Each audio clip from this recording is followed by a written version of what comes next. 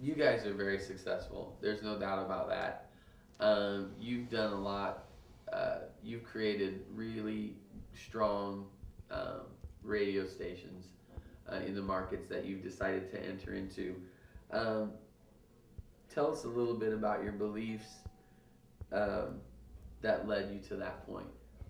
This is an opportunity to just give me a little bit of the core philosophy of how you do that sort of thing. I think our success is a lot because we believe in our advertising, and we know that our audience comes not from necessarily our programming, but from our advertising.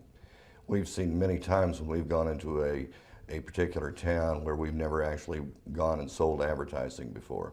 If we have to go in there and we try and do it first by doing all the news and all the events there, that our audience doesn't pick up all that much in a particular town. But once we go sell advertising in that town and get the advertisers sold, then our audience increases considerably. And it goes against the grain of what most radio stations think, that we have to do it from a programming sense. We found that we have to go do it from a sales side first. And it works in every market we've done. Even in our smallest markets, we have a station that has a 3-county population of 26,000. They billed over $500,000 last year. But we found the way we could do that was we had to go sell the advertising first before we could go do the programming. Wow, that is surprising. What do you attribute that to? I think that most businesses, the people we're interested in listening to our radio station are the business people. Because if the business person listens to us, he thinks everyone else does. And one of the things, they always like to hear their ads. That's the first thing they do in the newspaper. When the newspaper comes out, the first thing they do is they go look at their ad in the newspaper. Well, basically the same thing happens with radio. They like to hear their ads, so we try and schedule it, make sure we schedule at least a few ads at times when they listen so they can hear their ads. But if they listen, then they feel everybody else listens, and we have them as a client. So you also have them as a listener. We have them as a listener too, but the key really is having them. And we've said jokingly at times that maybe really the only people we care about are the business people. As long as they listen, we're okay, and we're not going to worry about the rest of them. Of course, we need everybody else to go buy those products from them too. That's great. Um,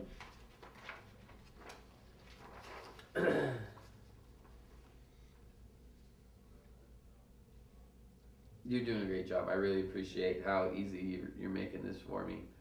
Um, uh, that may have limited those people, those station owners, from doing what you're doing in the size markets that you're doing it. Most radio stations worry about what everybody thinks, and they don't think about their primary goal of being in the advertising business. If they thought strictly about the advertising, everything else will come along.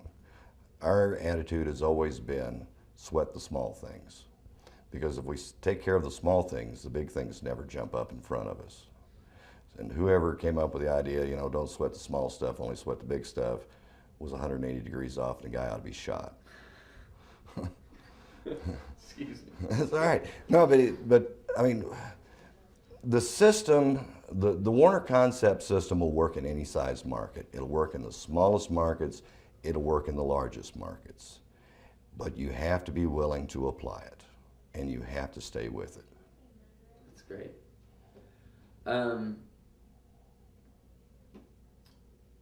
What do you consider the greatest return on your investment in the new Warner Concept system?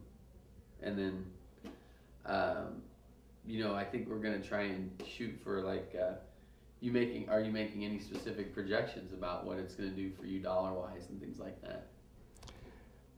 I think that's kind of hard for us because we're the first, and nobody really knew what it was going to do and how it was going to take. I think in the long run that it will increase our business considerably. We've always worked on this basis anyway. This is just a new tool to allow us to go to the next level, is what we look at it. I think that the concept helps us, even though it's more work up front with a client, that it actually saves us time in the long run with those clients, because we don't have to spend nearly as much time babysitting them month to month, because they're there and they know what's expected, and we've done a lot of the work in advance. So it saves us time, which allows us then to go spend more time with someone else. That's great. That's a good answer. Tell me a little bit then. You kind of hinted at it earlier with the idea that you wanted to generate a little buzz with all your sales reps, having one rep use it and things like that, and see those successes. Tell me a little bit about the enthusiasm that you're seeing, and then what's happening in the sales rooms, in the meetings. Are you seeing a buzz? Tell me a little bit about what's going on. Well, I don't know, it's kind of hard for me to say, because I've got all the different locations. Sure. And I'm not there on a daily basis. I'm only here. So sure. You could do a top-down approach if you want. I know in one of the markets the buzz has been really heavy. It's really helped them a lot. They're feeling better about the amount of money. We took one group of stations and had a $500,000 increase this past year, and probably half of that came because of the concept series that we used.